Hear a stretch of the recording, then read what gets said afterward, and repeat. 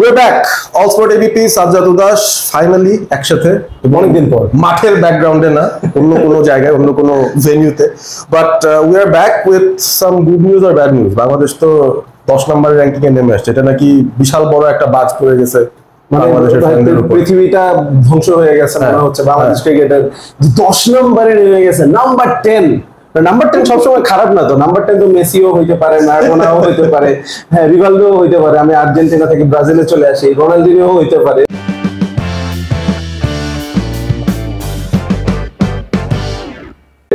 না এখন জিনিসটা হচ্ছে যে 10 এর অনেক মাহাত্ম্য আছে এবং এটা নিয়ে আমরা আসলে শুধু মেইনস্ট্রিম মিডিয়া না সোশ্যাল মিডিয়াতে অনেক কথাবার্তা দেখতেছি আর কি, যে নাম্বার 10 10 নাম্বার অশনি সংকেত, হ্যাঁ ফ্রি ফলে বাংলাদেশ নিচে নেমে পড়ে গেছে, এখন নাম্বার 10 এ নেমে গেছে আমরা ওডিআই র্যাঙ্কিং এ। তো এটা কি আসলে অনুমিত ছিল কি না সেটাই আসলে ফার্স্ট কোশ্চেন, যে আসলে কি এটা খুবই আনএক্সপেক্টেড।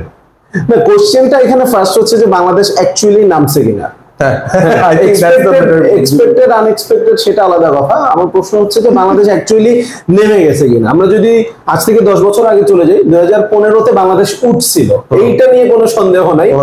15-র ওয়ার্ল্ড কাপে বাংলাদেশ কোয়ার্টার ফাইনালে খেলছে, তারপরে ইন্ডিয়া পাকিস্তান সাউথ আফ্রিকাকে হারায়, তারপরে হচ্ছে যে বাংলাদেশ 7 এ উঠলো, উঠে হচ্ছে কোয়ালিফাই করলো চ্যাম্পিয়ন্স ট্রফির জন্য, চ্যাম্পিয়ন্স ট্রফিতে সেমিফাইনাল খেললো, কোয়ালিফাই করলো হচ্ছে আস্তে আস্তে ওয়ার্ল্ড কাপের জন্য। 19 ওয়ার্ল্ড কাপ যদিও বাংলাদেশের ভক্তরা মনে করে যে অনেক খারাপ গেছে, আমি মনে করি বাংলাদেশের জন্য এটা অনেক ভালো রেজাল্ট ছিল। 3টা ম্যাচ জিতছে, শ্রীলঙ্কার সাথে ম্যাচটা হইলে হয়তো বা জিততেও পারতো, আরো 1-2টা ম্যাচে দিক সেদিক হলে জিততেও পারতো। সো 3টা ম্যাচ জেতা ইজ এ ভেরি গুড ইয়ে।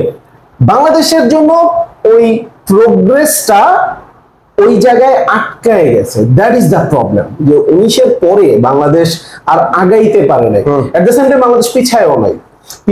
এই কথাটা কেন বলতেছি, এবং আমি যদি বলি যে একটা মাত্র ফ্যাক্টর ছিল সাকিব আল হাসান। 19-এর পরে তার বেস্টটা যদি আমরা 19-কে ধরি, এরপরে হয়তো বা তার বেস্টটা দিতে পারে না, কিন্তু সে সবসময় বাংলাদেশকে মোটামুটি একটা জায়গা পর্যন্ত টেনে নিয়ে গেছে।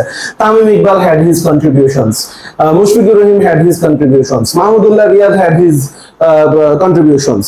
কিন্তু ওই ব্যাপারটা হচ্ছে কি ওইখানেই আটকে গেছে, কারণ এই প্রত্যেকটা প্লেয়ার কিন্তু আমরা যদি চিন্তা করি যে 19-এই হয়তো বা তাদের প্রাইম টাইমটা ছেড়ে আসছে। তো এরপরে 23 পর্যন্ত ওয়ার্ল্ড কাপ যদি আমরা চিন্তা করি, বাংলাদেশ আসলে ওই জায়গায় স্টাক হয়েছিল। এরপরে 2022-এ সাউথ আফ্রিকার মাটিতে জেতার পরে সবাই এক্সপেকটেশন ছিল যে ওয়ার্ল্ড কাপটা ভালো করবে বাংলাদেশ, সেটা হয়নি। এবং সেটা কেন হয়নি এটা আমরা সবাই জানি, এটা নিয়ে আরো আলোচনা না করি।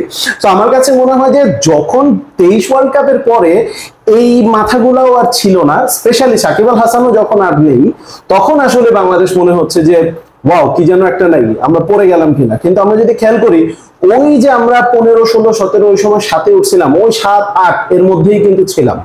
সো ওই জায়গা থেকে আসলে আমরা 10-এ নামছি, এটাকে নামা বলবো নাকি আমি বলবো যে শ্রীলঙ্কা বা ওয়েস্ট ইন্ডিজ, এই যে ওয়েস্ট ইন্ডিজের সাথে বাংলাদেশ সিরিজ হেরে গেল, সো ওই একটা সিরিজে কিন্তু বাংলাদেশ একটু নামলো। এছাড়া তো আমার কাছে মনে হয় যে আসলে আমরা যেখানে ছিলাম সেখানেই আছি, হয়তোবা 10% একটু ডিক্লাইন হয়েছে পারফরমেন্সে because of some players senior যাদেরকে আমরা পাচ্ছি না এখন। এছাড়া আসলে আমি বলবো যে ফ্রি ফলটা আসলে হয় নাই, বাংলাদেশ ওই স্ট্যাটিক জায়গাতেই আছে। It's very logical. আসলে আমরা যখন 6 বা 7 বা 8-এও ছিলাম, আমরা কোন কোন টিমের উপরে ছিলাম সেটাও তো একটা ফ্যাক্টর, তাই না? যে আমরা র্যাঙ্ক 7 বলতেছি, বাট কাদের উপরে? আমরা কি সাউথ আফ্রিকার উপরে যেতে পারছি? পারি নাই। নিউজিল্যান্ড পারি নাই, অস্ট্রেলিয়া পারি নাই, ইংল্যান্ড পারি নাই, ইন্ডিয়া পাকিস্তান পারি নাই। মানে টপ 6 বা 7 যারা, টপ 6 যারা, তাদের কাউকেই তো আমরা টপল করে র্যাঙ্কিং এ কোনোদিন উপরে যাইতেও পারি নাই ওডিআই ক্রিকেটে, আমাদের ফেভারিট ফরম্যাট।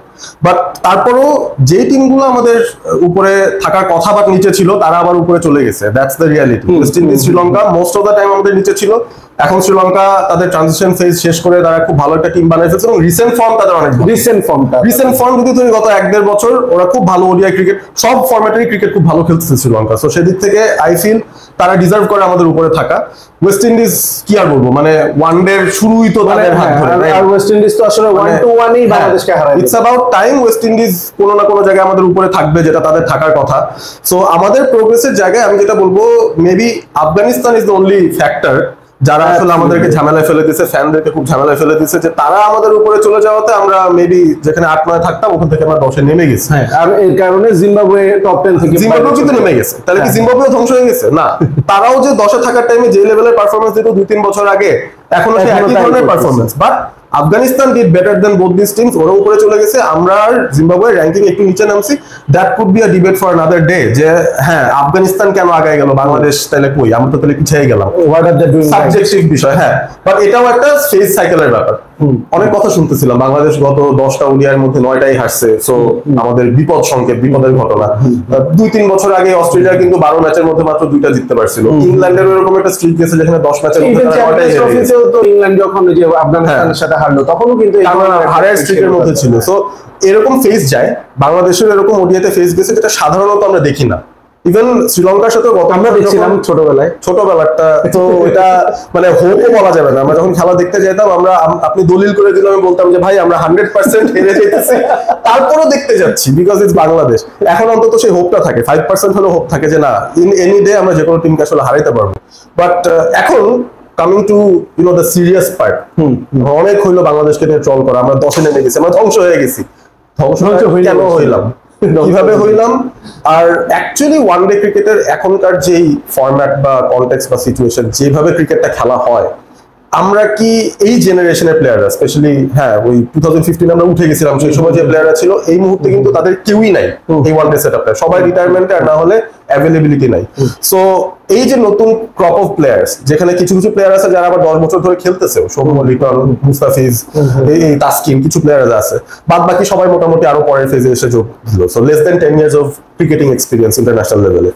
এই টিমটার মধ্যে কি কোনো অভাব বা ঘাটতি আছে টু আন্ডারস্ট্যান্ড এখনকার সময় ওয়ানডে খেলার প্রসেসটা কি, বা সেখানে কি কোনো ঘাটতির কারণে আমরা মেবি কম্পিটিটিভ হতে পারতেছি না? হ্যাঁ 9টা ম্যাচ হারছি, একটা জিতছি, পরিসংখ্যানগত দিক থেকে হইতে পারে যে খারাপ ফেজ, বাট ওই ধারা ম্যাচগুলোতে পারফরমেন্স কেমন ছিল সেভাবেও যদি তাকাই, আমরা কি আসলে এখন ওয়ানডে ক্রিকেটে আগের মতো কম্পিটিটিভও হতে পারতেছি কিনা? What do you think about that? এই জায়গাটাতে একটা খুব মানে আমি বলবো যে ভালো একটা পয়েন্ট হচ্ছে যে আসলে আমরা ওয়ানডে ক্রিকেটটা ধরতে পারতেছি কিনা। আমরা 15, 16, 17 ওই সময় কিন্তু যেই ধরনের খেলা হচ্ছিল বাংলাদেশ সেই ধরনটা ধরতে পারছিল, এবং সেই ধরনটা ধরে বাংলাদেশ নিজের লিমিটেশনের মধ্যে থেকেও 19 পর্যন্ত একটা লেভেল মেনটেন করছে। নিজের লিমিটেশন কেন বলতেছি, 2019 বিশ্বকাপেও কিন্তু বাংলাদেশ অস্ট্রেলিয়া 380 রানের মতো করছে, বাংলাদেশও কিন্তু 330 আশেপাশে করছে, সাউথ আফ্রিকার সাথে 330 আশেপাশে করছে, তারপর ওয়েস্ট ইন্ডিজের সাথে তো 300 চেস করে জিতছে, 300 মোর দ্যান 300 চেস করে জিতছে, আমার এক্স্যাক্টলি নাম্বারটা মনে নেই। সো এরপরে মানে আমরা যদি পোস্ট 2019 ওডিআই ওয়ার্ল্ড কাপ চিন্তা করি, মেবি তামিম আর সাকিব বাদে বাকি সবাই কিন্তু তাদের প্রাইম টাইম ওখানে, মাশরাফিকে তো এরপরে আমরা দেখি নাই, মাহমুদুল্লাহ এবং মুশফিক কিন্তু তাদের প্রাইম টাইম ওখানে শেষ করে আসছে, আমরা যদি হোয়াইট বল ফরম্যাটের কথা যদি চিন্তা করি।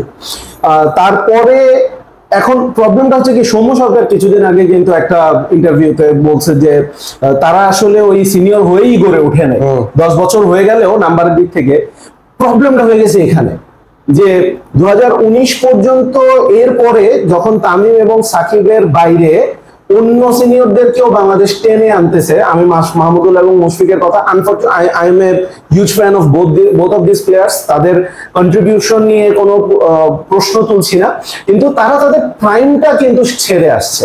এমন না যে 2019-এর পর তাদের কোনো কন্ট্রিবিউশন ছিল না, ছিল, কিন্তু ওই রকম কন্ট্রিবিউশন কিন্তু হয়তোবা আরেকটা প্লেয়ার কন্টিনিউয়াস টানা পেলেও হয়তোবা করতো। মানে মাহমুদুল্লাহ এবং মুশফিকুর রহিম লেভেলের কন্ট্রিবিউশন আমরা কিন্তু এই সময়টাতে পাই না, এক্স্যাক্টলি এই সময়টাতে আমরা পাইনি। তো ওইখানেই আমার কাছে মনে হয় যে এটা একটা কারণ। সেটা হচ্ছে কি, আমি ডেফিনেটলি এখন অনেকের সাথে কিন্তু এই ডিবেটটা হয়েছে যে তামিম ইকবাল যে সময় খেলা শুরু করছে, ওপেনারের ডিবেট যদি বলি, ডেভিড ওয়ার্নারও কিন্তু মোটামুটি একই সময় খেলা শুরু করছে, কিন্তু উইথ টাইম ডেভিড ওয়ার্নার তার খেলাটাকে কিন্তু ইভলভ করছে। হ্যাঁ, কিন্তু তামিম ইকবাল এবং ডেভিড ওয়ার্নার শুরুর দিকে কিন্তু দুজন একই ধাঁচের ব্যাটসম্যান ছিল। একটা পর্যায়ে এসে তামিম ইকবাল বাংলাদেশ দলের বাস্তবতা অনুযায়ী নিজের খেলাটাকে একটুখানি ডিফেন্সিভ মোডে নিয়ে আসছে, একটুখানি একটা ওয়ালের মধ্যে ডিফাইন্ড হয়ে যায়, কনফাইন্ড হয়ে যে সে খেলা শুরু করছে, এবং সেটা অ্যাজ পার টিম স্ট্র্যাটেজি সেটা করছে। কিন্তু পোস্ট 2015 ওয়ার্ল্ড কাপ ইংল্যান্ডের মাধ্যমে কিন্তু ওয়ানডে ক্রিকেটটা রিডিফাইন হয়েছে। ওই রিডেফিনেশন যখন করা হয়েছে, ওই নতুন ডেফিনেশনে বাংলাদেশ কিন্তু সেট হচ্ছিল না, তবু 19 পর্যন্ত থেকে গেল। তারপরেও যখন আমরা সেই ওল্ডার সেট অফ প্লেয়ার্স কে নিয়ে সামনে আগাচ্ছিলাম, তখনই কিন্তু আমরা পিছিয়ে গেছি। আমরা কিন্তু 19-এর পরে মূলত বলতেছি যে পিছিয়ে গেছি, বা যেটা বললাম যে স্ট্যাটিক হয়ে আছি, সেই একই কারণে। কারণ এখনো আমরা যদি দেখি যে এই ইভেন এবার ডিপিএল আমরা কিন্তু খুব ক্লোজলি ফলো করছি, কমেন্ট্রি করলাম, সেই জায়গায়ও দেখছি যে ডোমেস্টিকেও আমি কোনো দলকে ছোট করে দেখছি না, কিন্তু আমি একটা দলের নাম যদি বলি, অগ্রণী ব্যাংক ক্রিকেট ক্লাব। অগ্রণী ব্যাংক ক্রিকেট ক্লাব এবার কিন্তু সুপার লিগ খেলছে। অগ্রণী ব্যাংক ক্রিকেট ক্লাবের আমরা যদি লাইন আপটা দেখি, লাইন আপে কারা খেলতেছেন, ইমরুল কায়েস, মার্শাল আইয়ুব, সাদমান, অমিত হাসান, তাদেরকে কিন্তু আমরা মূলত লঙ্গার ফরম্যাটে খেলতে দেখে অভ্যস্ত। আর যত যা কিছুই হোক, একেবারে মডার্ন ডে ওয়ান ডে ক্রিকেটের সাথে কিন্তু তারা কেউ যায় না। কিন্তু দে আর দ্য টিমস যারা কিন্তু পক্ষান্তরে, মানে আমরা যদি ইয়াংস্টার দিয়ে যদি বলি, পার্টেক্স, রূপগঞ্জ টাইগার্স, শাইনপুকুর, এই ধরনের দল, এরা তো ইনফ্যাক্ট রেলিগেটেড হয়ে গেছে এর মধ্যে দুইটা টিম, পার্টেক্স এবং শাইনপুকুর।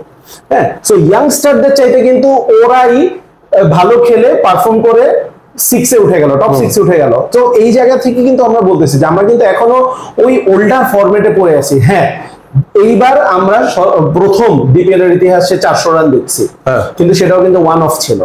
এইবার আমরা গত কয়েকটা সিজনের সাথে যদি তুলনা করি, এবার সবচেয়ে বেশি 300 প্লাস দেখছি। কিন্তু ওভারঅল আমরা যদি বলি, স্টাইলটা কিন্তু এখনো আমরা তিনটা মাঠেই যদি দেখি, এভারেজ স্কোর কিন্তু 220, 230, 240 এর মধ্যেই ওঠানামা করছে।